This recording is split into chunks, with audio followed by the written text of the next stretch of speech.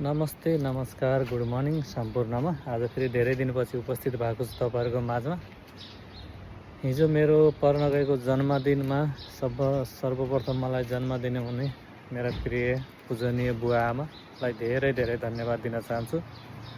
साथै मलाई Facebook, TikTok, WhatsApp, message गरेबाट, फोन कलबाट को माध्यमबाट शुभ जन्मदिनको शुभकामना दिनुहुने आफन्त, साथीभाइ, इष्टमित्र लगायत मेरा शुभचिन्तकहरू सम्पूर्णमा धेरै धेरै हृदयदेखि नै धेरै धेरै धन्यवाद भन्न चाहे तपाईँहरूलाई।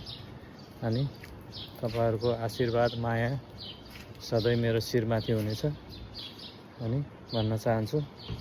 सम्पूर्णमा यसै गरी मिठो सम्झना छ, धेरै धेरै कतिसँग बोल्न पाएँ होला, कतिसँग बोल्न पाएन होला, कसैको फोन रिसिभ गरेँ होला, कतिको रिसिभ गरेन होला।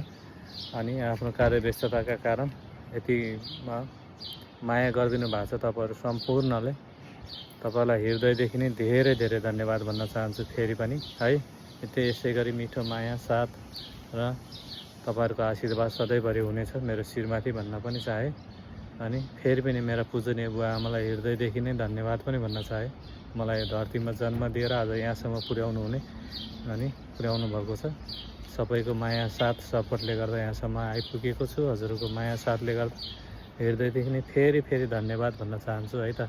धेरै धेरै माया, मिठो सम्झना है सम्पूर्णमा।